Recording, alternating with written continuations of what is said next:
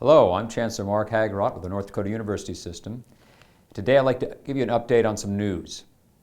Well, of course, you've been watching the continued struggle in the oil patch as prices have dropped, and we talked about the Bakken U scholarship, which we did roll out over the holidays, and we had our first recipient, oil worker from Dickinson and father of 3 children, and he's taken a scholarship at Dickinson State University. So I want to thank the North Dakota Petroleum Council for that and all the people who worked to make that possible.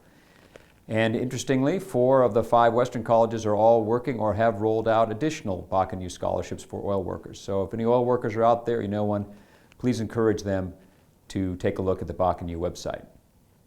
The other thing that's in the news, of course, is the budget. The revenues were lower than we thought, and on 1 February, we got the word that there would be a reduction of approximately 4%. So we're working on that. All your campuses are already working on a plan, but we've had to adjust a little bit. I just want to hit a couple key principles. First one was about personnel. I've asked all the colleges who have wide latitude in their reactions to this to be sure to cushion where they can the blow on the lower pay brackets. And so we're taking your conditions into consideration, and we're working on that, but of course we have to adjust to economic and local conditions, which do vary a lot in a state our size. Second point I'd like to talk about is that some people have asked, why don't we have a hiring freeze? Well, we've been through tough times before. Those of you who know history, the Great Depression was a really tough time here in North Dakota and across the country, but innovation and change doesn't stop.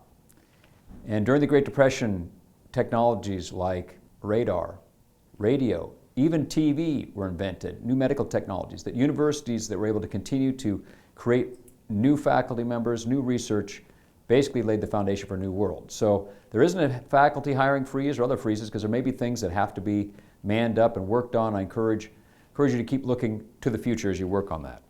Other point I want to bring up is about the students. I've also asked all the campuses to be very mindful of student services and not to cut any essential student services. If there's efficiency to be made while we still provide those services, great.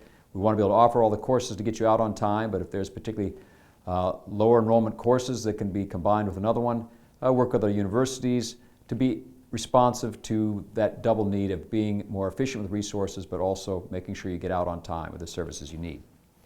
Another point that came up is just about innovation in general, that when things are tight, when there's less money, we've got to think differently about how to share services, reduce costs, and this is a time basically to be innovative. So I encourage all of you business-minded people, innovators, to use this as a motivation to do what we do, deliver the services, get our students out on time, but more efficiently.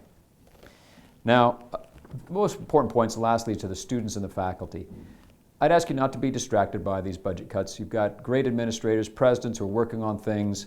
They'll get you through all this, but you just keep working to create knowledge, absorb knowledge, and then also, in addition to your academic intellectual duties, take this time to stay fit, use our facilities, keep both the mind and the body in balance.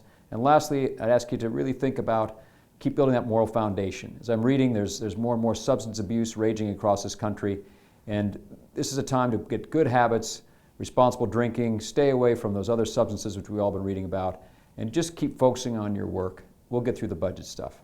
For the faculty, you're a little closer to the budget issues, and we need your innovation thoughts. But what you do first and foremost is teach and mentor those students, and that is the most important thing going on out there. So I want to thank you for all that, and just have a great new year, and keep the good work going that you're doing. Thanks so much.